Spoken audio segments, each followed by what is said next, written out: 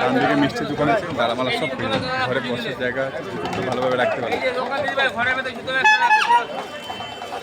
পছন্দ হলে পয়সা দেবেন, নাহলে দেবেন না। দাদা দেখে যান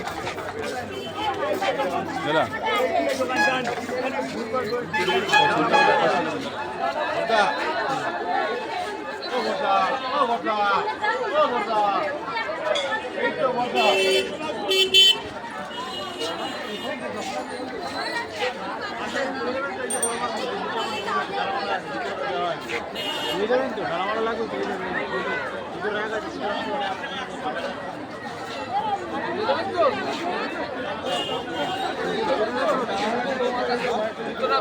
খুলুন দাঁড়া